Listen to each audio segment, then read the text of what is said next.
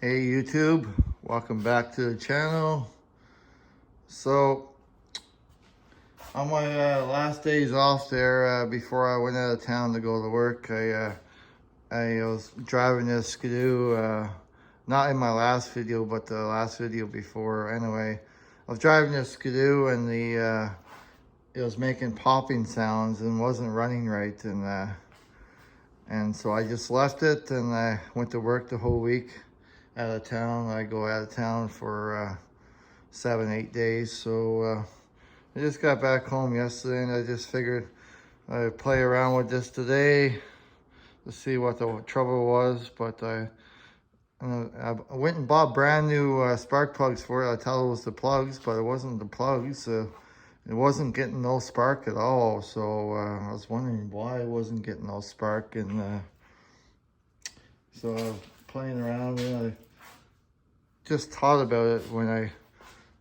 10 minutes ago, that when I bought this machine off a guy here, he told me, he said, when I was driving it before, he said the wire wiggled loose, there's a black connector wire that plugs in to each other. So he said that one wiggled loose and then it was making popping sounds. So there's my answer. So I thought about that and I looked for it. I couldn't find it, but then I looked farther down, like he told me, between the carbs and down between the motor mounts, and that's where it was, and that's where I saw it. It was one loose wire and it wasn't plugged in. So I found the adapter for it and I plugged it in, and one pull and away she went. So I'm glad I figured that out. So I had her parked outside all last week there, but all the snow is gone now, so I had to wait for new snow to come. We have like +7 degrees weather here, but it's cold in the morning. It's yeah, it's very cold in the morning, like -5, but we'll get the snow again. It'll come. But anyway, I just want to show you guys that. Yeah, I had her over there, so I just turned her around and put her in the garage. And actually, I do have a leaky tank too, so I might order a brand new or second-hand tank for this snowmobile. Last time I filled it up, it was leaking from the bottom here. So if you guys have any suggestions how to fix this tank without me having to get another one, please put it in the comments below or something. I'd like to know, because the tank I'm going to get, it's going to cost me about $155 or whatever, and then shipping too. It's coming from Ontario, so I'm here in southern Alberta. I wish I could get one here in southern Alberta or Alberta somewhere, like just go to a parts place and pick one up, but I'm not familiar with this around here. So anyways, yeah, this here Suzuki quad too, I have to get running one day. It's a C's motor on it. Other than that, it's a good shape bike. Yeah, I think I might have paid too much cash on it for not running, when there was other bikes on there that some people messaged me about, and the same condition, the same kind of bike for about the same price. So, oh well, you win some, you lose some. You can't. And I was looking for this quad for a long time. Even when I started looking for that quad, there was no quads on there. And then somebody reached out to me and said, "Oh, I have this quad here." So I'll go pick it up, and so that's what I did. So I guess never bite on the first bullet that that puts out. So anyway, that's a lesson for that. And I got my 700 Arctic Cat Limited 2-up seat TRV. It's a pretty good quad. It runs pretty good. It has a 1426 on it. It is a 2014 700 TRV. Everything's all original. Like I haven't did anything to it. So it comes with all the bells and whistles too. Flashlight holder, cup holder, heated handlebars, heated handlebars back here. There is a switch right here somewhere. Anyway, yeah, the switch is there for it, for the heated handlebars. You can see it's all here. Batteries underneath the seat, so is the toolkit.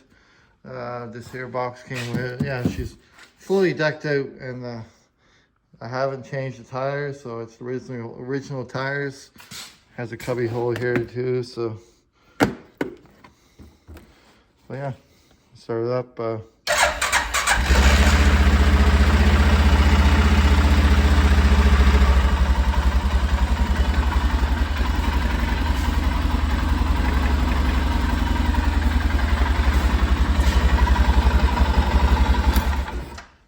And she has a winch on it too, so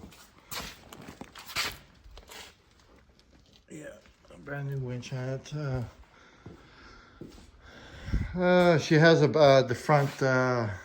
front holders too, that a plastic case that runs over, and you can hold 2 5-gallon gas cans on the side of it, and then you can put your cargo or stuff, whatever, in there. So, and yeah, I have my kids quad over here, 110 Blazer. My oldest girl used to drive it, but she ain't driving it no more now, because she flipped it over on herself, and she's afraid to get back on it. So I don't know when she's going to get back on it. I put a new carb on that too, but you have to choke it by manually down by the thing. That's why the cover's off it down there on that side. But it's this here carb I bought it. I bought it off eBay or Amazon, and yeah, it's a good carb, but it takes a while for this quad to get running with that carb on. So, like, I have the old carb there, and I think about putting the old one back on it, because I never had really much issues with the old carb that came off it. It was only I don't know what was wrong with it at the time, but it wasn't working. But I had my brother out here, he looked at it, and he cleaned it up for me, and so we put it all back together. So I might end up throwing that carb back on it, so do that another time. Yeah. Anyways, yeah, I have this lawnmower here too also. Is a zero turn Cub Cadet 54-inch. It works pretty good. It cuts grass good. Picked this here Cadillac 12-volt kids ride-on toy up for free. It runs pretty good. Yeah. Then I have the other little kids toy for my oldest son.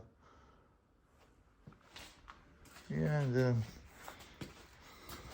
I have my generator. I only use it once. It works pretty good. It's a 3300 watt generator, 3000 running watts. Yeah, it's a Furman. Bought it at Costco. And then I have the snowblower there. I never used it yet. It's brand new. It's hasn't run yet. So anyway,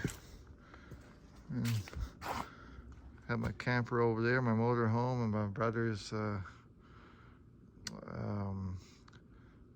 trailer. My chickens are over there. I have my chickens. I gotta go Oh, they're on the road over there. Had to go get them. But yeah, it's a beautiful day here in southern Alberta.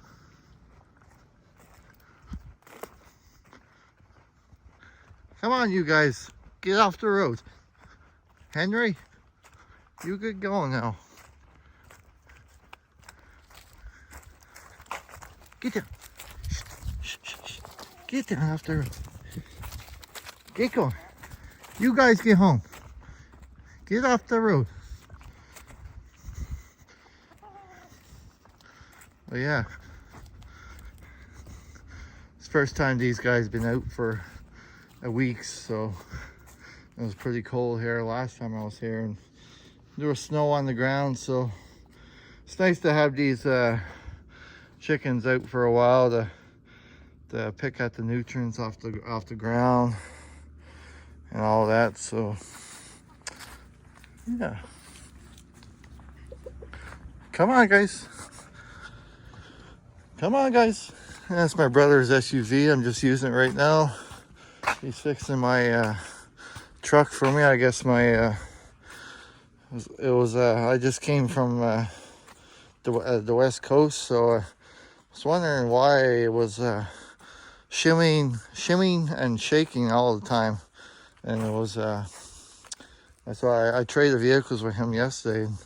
He's a mechanic, so he has a shop there in Calgary, so he was going to work on it. And anyway, he phoned me today and found out what was wrong with it. It was the two universal joints on the drive shaft are shot, and the back shocks are shot.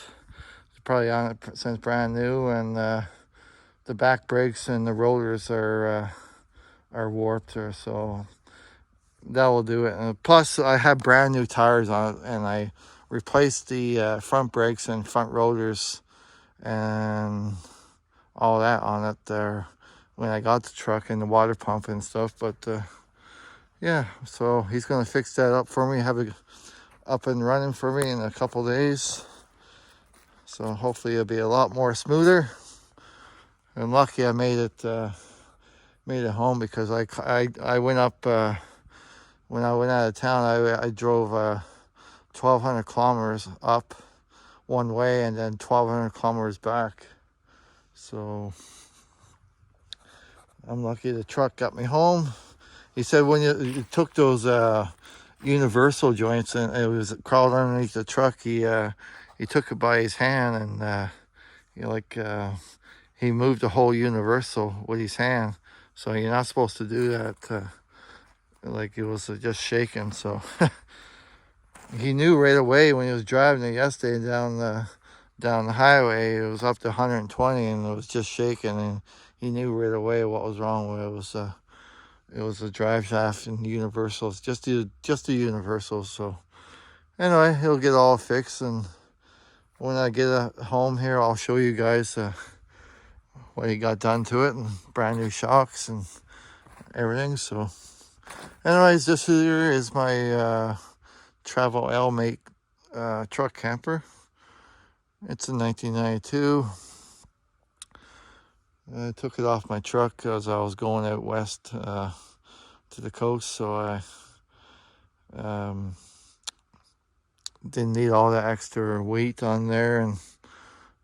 But anyway, yeah. So it's a good little camper. It keeps me warm, keeps me dry,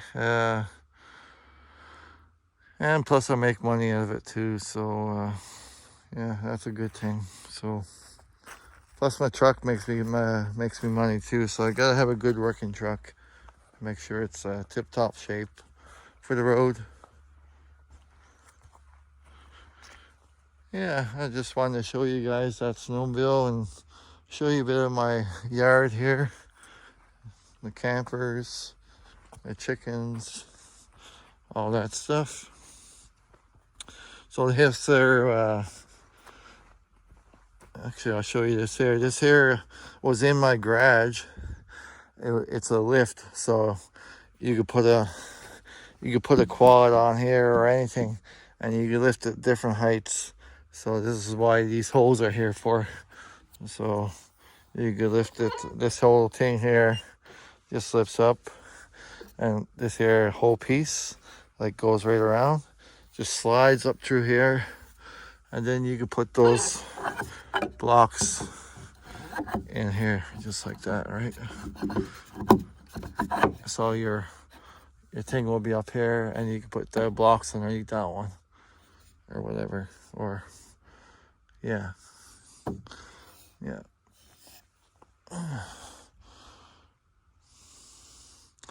Anyways, this is my chicken coop. I just put up this tarp today. I was trying to figure out which way I was going to do it. I was going to board it up first. I was thinking about boarding it. I wanted to give the chickens a little bit more protection in the winter and the cold and stuff. So I had this tarp here, but I just put it up today just to get a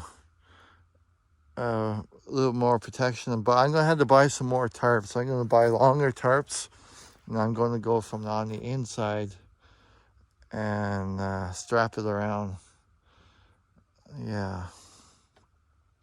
But that will do for now. We'll get some more tarps later on. Heavy duty ones. And this is my babies, my chickens. See, I give them all the scraps, all the table food scraps, everything. I put it all in here. The pumpkins left over from Halloween. The chicken bones, any table scraps, everything, put it all in here. Here's my bird feeder, my water holder, and I have nesting hens in there, laying boxes. And I put new sod down last time I was home on my days off. So yeah.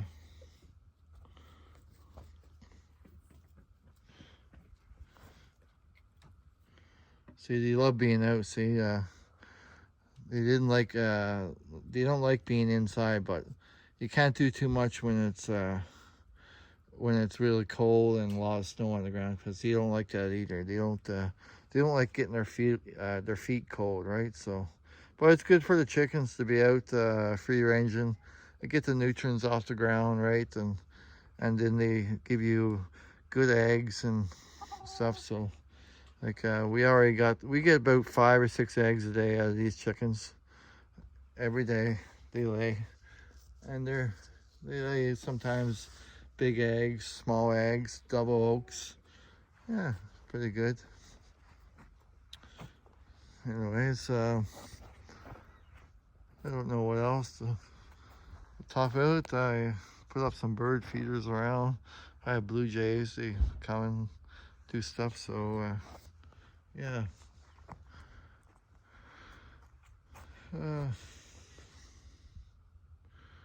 Yeah, so I'll buy some more tarps now, and I'll cover that in.